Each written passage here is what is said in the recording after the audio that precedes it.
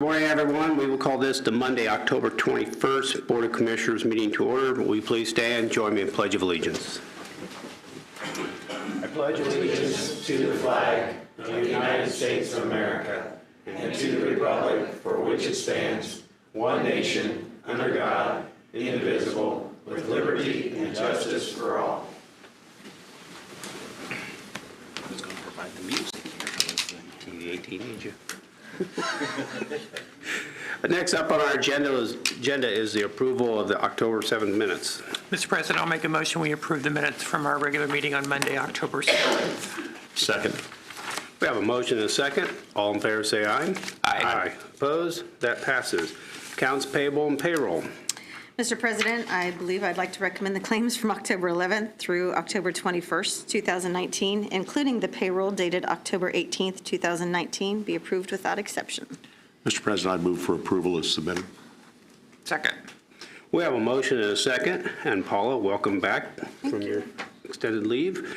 All in favor say aye. Aye. Opposed? That passes. Highway, Stewart. Morning. Morning.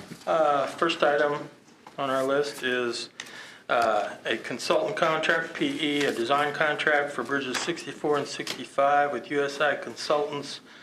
This is a funded contract. We just recently, last week, got approval from NDOT to go ahead and execute. The total contract is $214,840. Our share, it's an 80-20 SDPG, Group 4. Is just under $43,000. Mr. President, I'll make a motion we approve the LPA consultant contract for the Bridge 6465 project.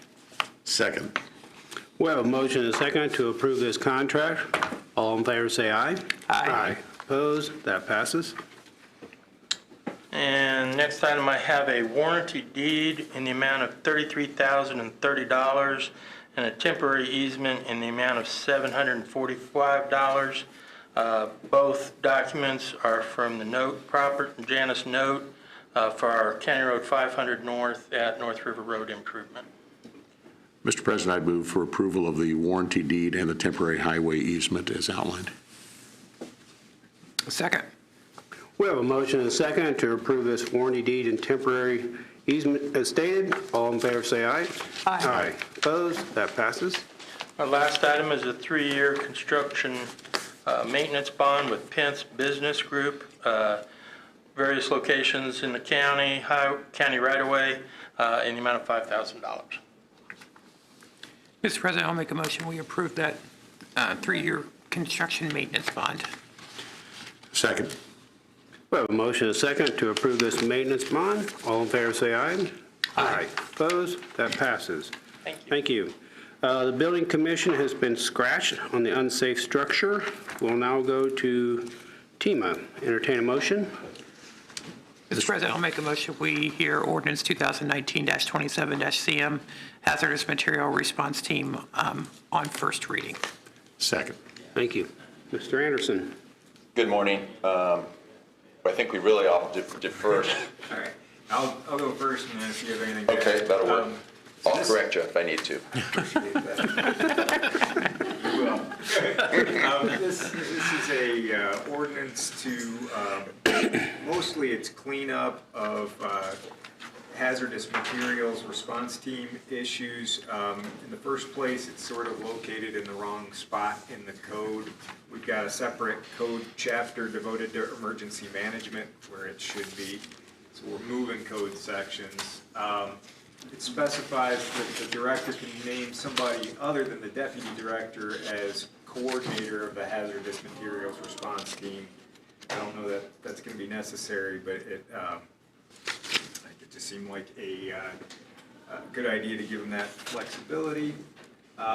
It specifies that outside agencies can be billed in recovery actions for hazardous materials responses, and I think we're already doing this, and I don't think we've gotten a lot of pushback, but we want to make sure that we're already billing for the response time of our employees and the volunteers, but other times other agencies around the county will participate in these hazardous material cleanups, and we just want to be clear that those can be part of the recovery. It adds to the list of reference materials that list hazardous materials. For example, you see substances listed in the latest edition of the Consolidated List of Chemicals Subject to Emergency Planning and Community Right to Know Act. Comprehensive Environmental Response, Compensation and Liability Act. I'm sure you all have your volumes of those handy, but those will be on the list. And it adds something that I didn't know existed, but Tyler clued me into. It's Homeland Security Notice 3 as a reference source for billing rates. I think they update that periodically, and that'd be the cost of the cleanup that we're billing the third parties when there's a chemical spill or something we have to respond to. And then we might have clarified the part that where we identify the spiller or the responsible party, maybe. Yeah, so the responsible party isn't necessarily, I think, like for example, we're usually billing, I don't know what a trucking company say is the responsible party carrying the hazardous materials. If they get in an accident, we've clarified that it doesn't really matter for purposes of this ordinance who was at fault for the accident. It's whoever's carrying the hazardous materials, and maybe they can go back and get reimbursed from the person who caused their accident, but for our purposes, it's whoever ended up dumping the material on the road that's important to us. Thank you. It's exactly what you were going to say. Yes, right? yes. Any questions? Anyone in the audience want to speak for or opposed to this ordinance? Seeing no one. Bob? Byers? Yes? Brown? Yes. Murtaugh? Yes. Ordinance 2019-27 CM passes 3-0 on first reading. Thank you. Okay, next up, Human Resources. Shirley? Good morning. What I have is an agreement to, professional services agreement for Wellness to Life. Wellness for Life is going to be partnering with Proactive Med, and as a result, they are changing their name. It will not change anything. There's still the same providers. Everything is going to be exactly the same. It's just that they've partnered with another company, and in that combination, they're changing their name. So again, we want to stress that. I want to there is stress that we will still absolutely have no change. Amanda in the clinic and all of the current clinic staff. With this partnership, they do look for some other things that they'll be able to provide later. So it will be actually enhancements of the same that what we have. So still going to be Wellness for Life, just a different name. Mr. President, I'll make a motion. We approve this consent to transfer of Wellness of Life agreement to Proactive MD Management Services. Second. Okay, we have a motion and a second to approve this name change. All in favor say aye. Aye. Opposed? That passes. Thank you. Thank you. For once, we have no grants, so we'll move up to resolution. And actually, I'll lean to Bob on this one. This is, we've had the Congressional School Fund for, it does go back to President Madison. I did look at that this morning, so it's been a long time ago that there was a section of land that was set aside, and I think it was sold, and then the monies from that supported the public schools. And we have the opportunity to, instead of us taking the interest from this money and distribute this to the schools, to just turn the money over to the state, and then they would do the same thing. So council's already approved this, and this is the commissioner's side of it. Basically, we're just going to write a claim, and we're going to send this $43,000 that we have in this fund that we will send to the state and it's just for support of the schools. Is this what most counties are doing? Yes, this came about, I would say probably 10 years ago, when the state said, you can just turn the money over to us. And at that time, a lot of counties did, and we didn't, so we've just gone through the process. But yeah, I would say most counties have done this. There are still some that hold the money, but I would say a majority of the counties have turned it over to the state. But there's no longer a revenue stream for this fund? There never has been since 18, 16, or whatever when this was sold, and it's just been the interest on that $43,000 is distributed to the schools. So it's, with the interest rates we're getting, it's very, very minimal to start with, but. Mr. President, I'll make a motion, we approve Resolution 2019-26-CM. Second.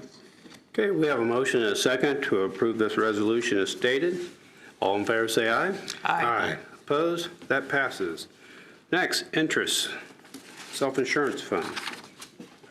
Yeah, this was just the council at budget time decided an approach to the balance in the health insurance fund was to have the interest on that go to the general fund since the balance is pretty healthy at this point. So this resolution just states that any interest accrued on that fund after January 1st goes to the general fund. And if I remember right, they also took $1 million off of the self-insurance fund? That's going to be transferred. Transferred also? Yes. Okay. Mr. President, I would move for adoption of Resolution 2019-29-CM. Second. Okay, we have a motion and a second to approve this resolution, the interest on the self-insurance fund. All in favor, say aye.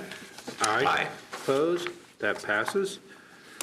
Next up, basically two proposals coming to us from Tecton.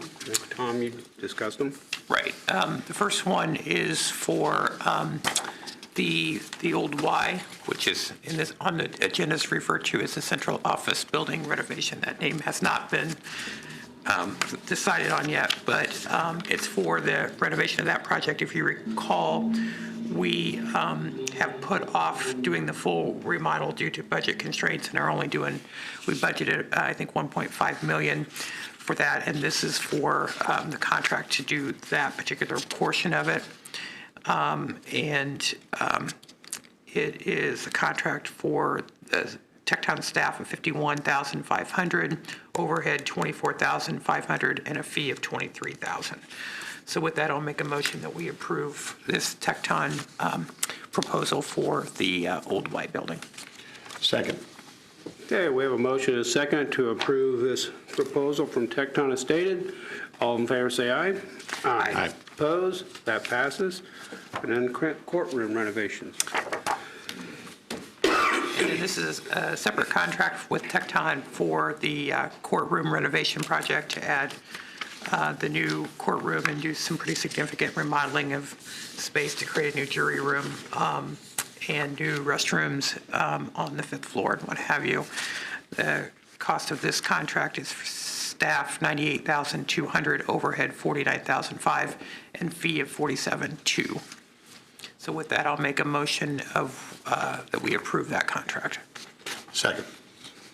We have a motion and a second to approve this proposal from Tecton for the courthouse project. All in favor, say aye. Aye. Opposed? That passes. Under unfinished and new business, We have been presented with the poll worker contract and oath, and it is my understanding there have been no changes to it since the primary, so I would move for approval as submitted. Second. we have a motion and a second to approve these election workers' contract as stated. All in favor, say aye. Aye. Opposed? That passes. Any other unfinished or new business? Reports on file. We have from the treasurer, the weights and measures, and the low-cost spay and neutering clinic. These will be in the commissioner's office for public viewing. Any public comment? Seeing none, the favorite motion? Motion to adjourn. Meeting adjourned. Okay. Oh, that's too fast. He's the only single one.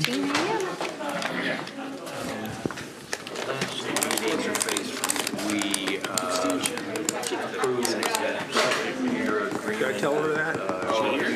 Well, not Karen. Amber, or Amanda could have done it. Oh, yeah. Transit pass through. Yeah, I have not gotten the In the past, somebody from the extension always talks for like 6 minutes, so we figured you would have been able to talk for like 6 Tom said to me he would go 20 minutes, so we needed 6 minutes of fill. We were counting on you, but okay. The interlocal. Very good. Conflict of interest. Yeah. Have you Doesn't hurt to get them on. signatures on it? Sounds good. Saw something come through where they were still, I think Lafayette was asking West Lafayette to get signatures, so I can take a look at that, but. Appreciate it. Sure. Justifax, do you have a fully signed agreement? They haven't sent it back yet. Thank you.